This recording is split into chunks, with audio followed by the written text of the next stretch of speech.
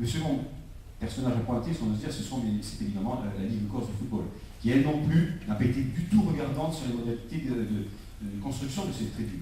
Enfin, il faut y ajouter également, je dirais, le monde politique insulaire, puisque ce que montre Furiani, c'est l'absence totale et absolue de politique sportive dans les années précédentes, et même de toute perspective de construction d'infrastructures. Autrement dit, ce sont bien les instances corse et nationales qui sont responsables globalement de ce drame. Pour reprendre, pour faire ça, je reprends une phrase parue dans le numéro du 12 mai 92 de France Football, où il parle de la somme d'insuffisance, de vanité, d'inconscience, d'erreur, de tricherie qui ont entraîné le désastre. Alors, dans les heures qui suivent, et dans les jours qui suivent, la première chose qui ressort, c'est un cafouillage assez insupportable. C'est-à-dire que les instances nationales font tout pour se défausser, et à ce niveau-là, France Football publie le numéro la couverture du numéro du 12 mai, au titre significatif et tout à fait juste, le crime, et surtout un article très dur et très fort de François de Montballon, adressé au président de la Fédération française de football, Jean-François Fayard, avec un titre terrible, La Ferme, où finalement il accuse de n'avoir aucun respect et de se défausser totalement de ses responsabilités. Alors, après ce flottement, la venue en Corse du président de la République, François Mitterrand, les promesses que plus aucune rencontre ne se dérouleront un 5 mai, et que l'État fera tout pour prendre en charge évidemment les blessés, car il y a des gens qui sont désormais handicapés, il y a une vingtaine de personnes qui n'ont plus usage d'aucun de leurs membres, vont, rassurer. Le président de la Fédération française de football, à son tour, me déclare très rapidement qu'il n'y aura plus aucune rencontre ce jour-là, ce qui fait que les victimes, qui vont se constituer très vite en collectif dans les jours qui suivent, semblent rassurées et vont se concentrer sur l'aspect médical. Ceci dit, maintenant c'est cool, et le 5 mai 1993, la Fédération française de football n'hésite pas à mettre une journée de Coupe de France, les huitièmes de finale de la Coupe de France, avec pour seul, geste, un brassard noir porté par les joueurs et une simple minute de silence. À partir de ce moment-là, les relations entre le comité des victimes et entre le collectif des victimes et la fédération vont bien se dérégler. Il s'ensuit que quelques mois plus tard, lorsqu'il est question de construire un monument devant le stade de Furiani, la Fédération française fait un geste, mais envoie un simple chèque avec un petit mot, et c'est tout.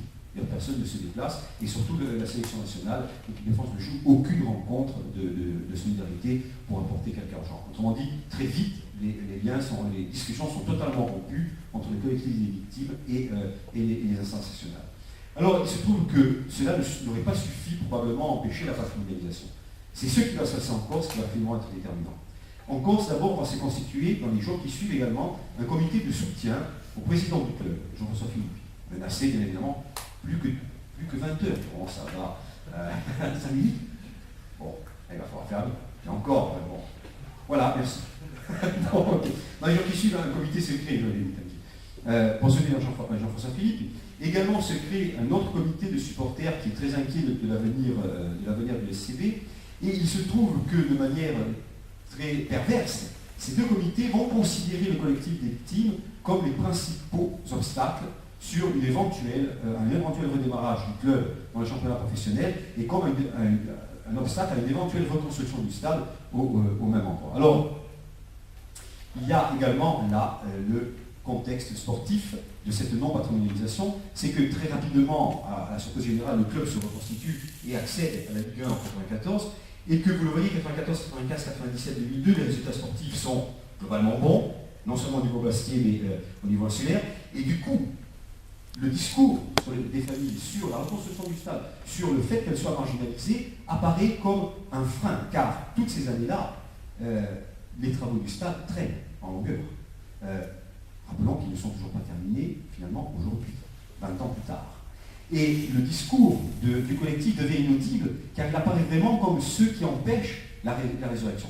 Quant aux instances nationales, vous le voyez bien, totalement, je dirais, enfermées dans la préparation de la Coupe du Monde, omnibulées par les résultats de l'équipe nationale, elles se désintéressent totalement de ce qui peut arriver. Mais la non-patrimonialisation est également le fait d'une situation politique dramatique qui va secouer la Corse dans ces années-là.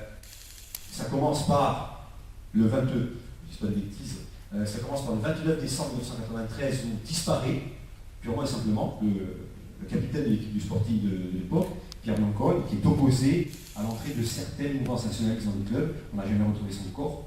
Un an plus tard, le 26 décembre 1994, c'est le président du Sporting de l'époque, Jean-François Philippe, qui est assassiné, à quelques jours de l'ouverture du procès. Là également, l'assassinat n'a jamais été résolu. Or, vous le voyez, les conséquences dramatiques, finalement, font que totalement, les familles, le collectif des victimes et le Saint-Mé vont totalement passer à la trappe. Plus personne ne veut en entendre parler. Ni les instances nationales, ni les instances régionales, ni, bien évidemment, les services de l'État, ni même les élus. Autrement dit, il y a une sorte de, on peut le dire, de damnation mémoriale. Et ça va durer, finalement, cela va durer jusqu'au 5 mai 2010, et j'arriverai là à la partie, je vais plus vite. Le 5 mai 2010 se déroule la dernière rencontre du championnat de France de première division, qui voit le Cercle de l'Olympique de Marseille comme champion de France, avec donc des scènes de liesse. Et cela va provoquer finalement un électrochoc chez les fils de victimes, les filles, les enfants qui avaient 2, 3, 4, 5 ans en 92, et qui sont désormais adultes, et qui ne vont pas supporter cette vision-là, et surtout le fait que jamais rien n'ait été entrepris.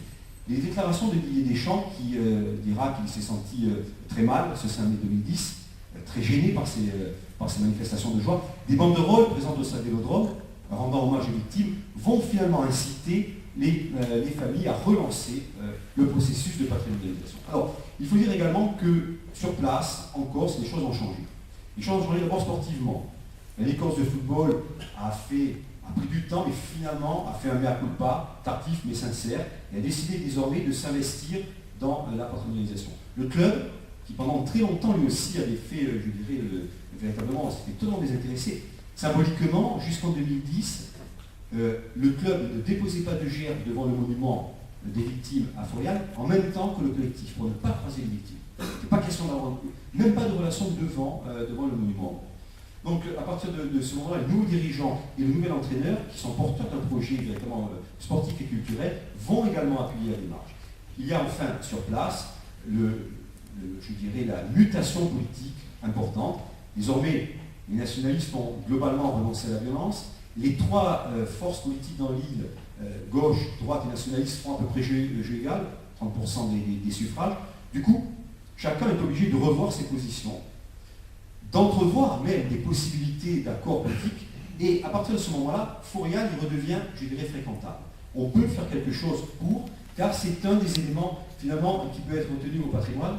Je fais très vite. D'ailleurs, il est très intéressant que ce côté sur le patrimoine du 5 mai trouve écho en même temps des défenses sur la CTC prépare un projet sur la co-officialité de Corse français et sur le statut de résident. Autrement dit, ce qui hier était conflictuel devient possible. Au niveau national, la Fédération française n'est ni pour ni contre, mais là aussi le contexte politique et économique au sein des instances nationales s'est transformé. À partir de ce moment-là, il y a donc une possibilité d'agir. Alors, le collectif des familles des victimes va agir dans trois directions. D'abord, on va essayer de recueillir le maximum de soutien. C'est le lancement, à partir du 25 novembre 2011, d'une pétition en ligne qui, donc, au 1er décembre 2012, il y a quelques jours, en était à 40 100 signatures. On voit réparties donc essentiellement, majoritairement en Corse, mais pas seulement, y compris à l'étranger, notamment des groupes ultra-italiens, mais aussi sud-américains qui ont signé la pétition. Pratiquement tous les clubs professionnels de première, enfin de Ligue 1 et Ligue 2 ont signé la pétition. La totalité des joueurs marseillais de 92 ont signé également la pétition. Et Didier Deschamps, le premier. Ça, c'est donc de ce côté-là. Deuxième action, auprès des instances du football français, bon, si jamais vous avez la question, hein, mais la Fédération française a décidé de mettre en place un comité de suivi pour la tragédie qui s'est réuni donc le 19 avril, le 11 juillet et le 21 novembre. Vous en avez là la composition. Souvent, il faut le dire, dans des ambiances très tendues. Mais finalement, il avait sorti des propositions qui devraient être entérinées en janvier 2013, acceptées ou refusées, mais en tout cas qui seront présentées en janvier 2013. Enfin, une action auprès des instances, donc ça c'est la cérémonie du auprès des instances politiques. La ministre des Sports s'est positionnée en faveur du 5 mai, mais également des projets de loi. Ici, vous avez le projet de loi des députés socialistes Javier Soulier et François Poupon, qui sera bientôt déposé, et ainsi qu'un projet de loi de l'UMP Landolf et Scheck, député MP Landolf, qui demandent tous les deux donc, la sacralisation du Cinglé, pour des raisons y compris de cohésion nationale, on verra tout à l'heure si on a le temps. Alors, quelles ont été les conclusions acceptées? Celles-ci, les deux là, sont acceptées, c'est-à-dire cibler dans les calendriers pour le premier week-end du mois de mai des commémorations auprès des amateurs et, vous le voyez, une bourse de recherche qui devrait être attribuée pour les étudiants travaillant sur ces éléments. Mais ce qui, à mon avis, fera que cette patrimonisation sera de toute manière incomplète et de toute façon conflictuelle, elle le restera, ce sont les deux propositions. La première proposition est finalement la suivante: exclure le 5 mai toute rencontre de Coupe de France et de finale de Coupe de France, et comportant, y compris pour les clubs du Corse, jouant un match de championnat, mais pas pour les autres clubs français. Autrement dit, on pourrait jouer un match de championnat le 5 mai. Et la seconde, c'est de ne jouer aucune rencontre ce jour-là. Donc ce sont ces deux propositions conflictuelles qui seront présentées et qui, à mon avis, quelle que soit finalement la décision, seront certainement problématiques. Elles posent aussi, vous le voyez, la première, en renvoyant finalement en partie à la Corse, elle pose toujours ce problème de la patrimonisation nationale de la catastrophe du 5 mai. Voilà, je suis un peu rapide et un peu loin.